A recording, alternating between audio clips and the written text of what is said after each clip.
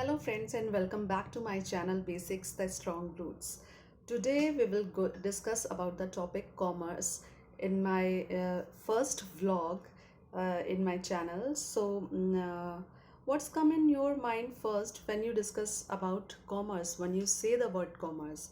जब भी मैंने 9th स्टैंडर्ड में मैंने कॉमर्स के लिए ऑप्ट किया था तो बहुत से लोगों ने मुझे टॉन्ट पास किए थे कि अभी तुम्हें किसी भी दुकान में बिठा दिया जाएगा तो तुम उस दुकान का काम आराम से देख सकती हो। बट मैं उन नादान लोगों को बताना चाहती हूँ कि कॉमर्स का मतलब किसी भी दुकान का कामकाज देखना नहीं होता है। That word is particularly more vast than that thinking.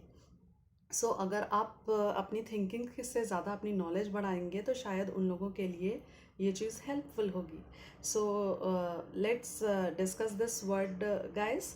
So when you will search the word commerce in Google, you will find that it is mainly the trade between two countries on a larger basis. That is called commerce. But I would say when you say the word commerce, it is exchange of goods and services. It could be a social science, it could be a intellectual thing which you exchange with some other person.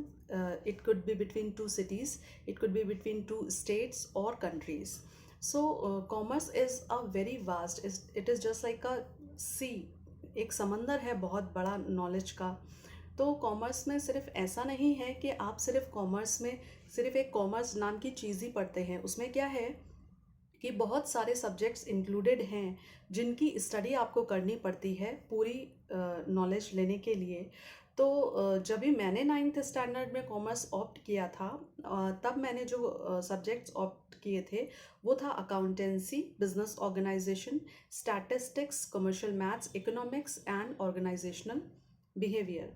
तो आजकल ये जो subject opt करने का option है कि आप कौन सा सब्जेक्ट या कौन सी स्ट्रीम ले सकते हैं, that comes into 11th standard, not in 9th standard. 10th standard तक पूरा सिलेबस अभी के लिए सेम कर दिया गया है। और आप लोगों की नॉलेज के लिए मैं बता दूं दैट मेरी जो पढ़ाई है वो यूपी बोर्ड से हुई है।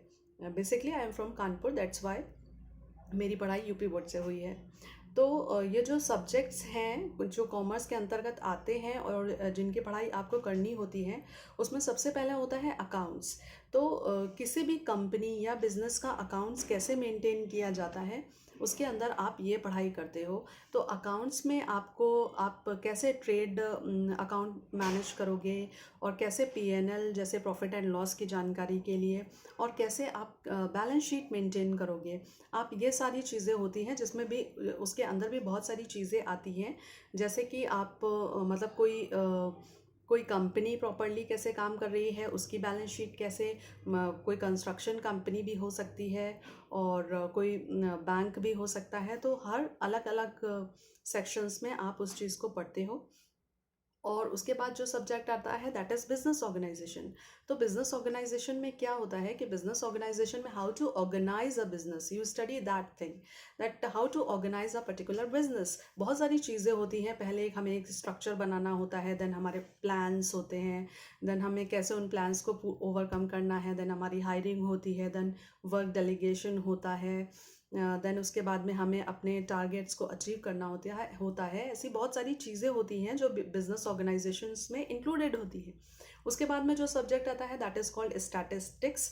वो बहुत ही इंटरेस्टिंग एंड स्कोरिंग सब्जेक्ट है स्टैटिस्टिक्स। स्टैटिस्टिक्स के अंतर्गत आप जो पढ़ते हो वो ये होता है स्टैटिस्टिक्स, मतलब किसी भी चीज़ की स्टैट्स कैसे बनाना है, दैट कम्स अंडर स्टैटिस्टिक्स।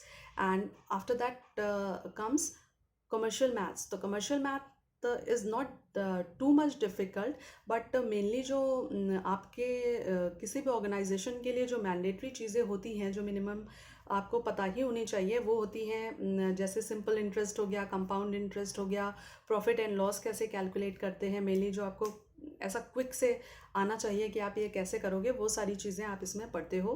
और उसके बाद में जो सब्जेक्ट आता है and very interesting subject that is nonetheless that is economics। Economics में क्या होता है, everyone knows that economy is mainly concern with analysis of production, distribution and consumption of goods and services. तो हमारी जो सरकार है वो भी हमारे देश के इकोनॉमिक्स के लिए भी बहुत ज़्यादा मतलब वो लोग काम करते हैं। और जो हम मेनली डेटाज चेक किए जाते हैं कि हम कैसे काम कर रहे हैं, कितना हमने अचीव किया है और हमें क्या और करना चाहिए इसके इम्प्रूवमेंट के लिए। और उसके बाद में जो सब्जेक्ट आता है that is organisational behaviour. So organisational behaviour is nothing but the human behaviour in an organisation. So human behaviour किसी भी ऑर्गेनाइजेशन में कैसा होना चाहिए, कैसा ह्यूमन बिहेवियर से मतलब यहाँ पे ये है कि किस व्यक्ति को कौन सा काम असाइन किया जाना चाहिए और वो कैसे मैनेज करेगा सब चीज़ों को। और अगर एम्प्लॉयज़ के बीच में कोई डिस्प्यूट होता है तो वो डिस्प्यूट लेके वो किस पे जाएंगे, फिर वो कैसे मैनेज होना चाहिए, फिर इन सब चीज़ों की लीगैलिटीज़ क्या क्या हैं।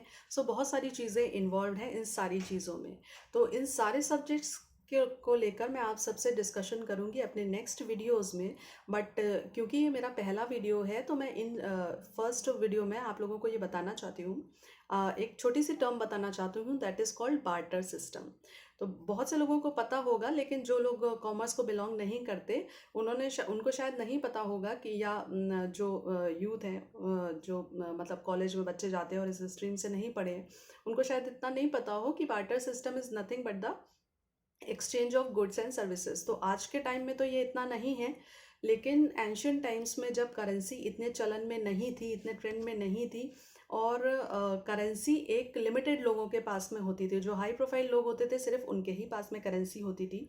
जो मध्यम वर्गीय और निचले तबके के लोग होते थे उनके पास में करेंसीज नहीं होती थी। तो उनको अपनी जीविका चलाने के लिए कुछ ना कुछ तो करना पड़ता। तो वो कैसे करते, क्योंकि वो लोग खेती करते थे, खेती करके अपना पेट पालते थे।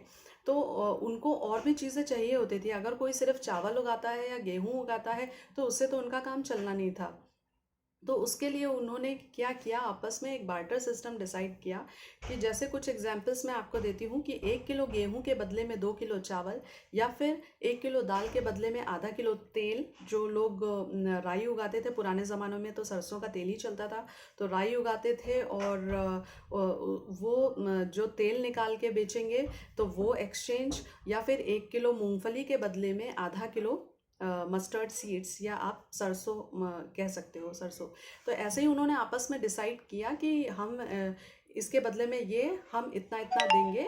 देन ऐसे क्या होता था, सबके पास में सब कुछ हो जाता था। लाइक अगर कोई गेहूं उगाता है तो वो उसके अलग अलग नॉर्म्स थे और अलग अलग रेट्स डिसाइडेड थे प्रोडक्ट्स के उसमें, अलग अलग वस्तुओं में, कि 1 किलो गेहूं के बदले में आप 2 किलो चावल भी ले सकते हो, 1 किलो गेहूं के बदले में आप इतना तेल भी ले सकते हो, और आप इतना कुछ मिर्ची भी खरीद सकते हो।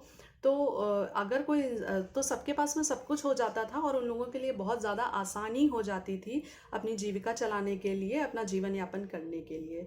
सो इस नोट के साथ मैं अपना अपना व्लॉग यहीं पे एंड करती हूँ, और मैं अपने नेक्स्ट वीडियोस में आपसे लोगों से फिर मिलूँगी। और जो हमारा नया टॉपिक होगा दैट विल बी अकाउंट्स।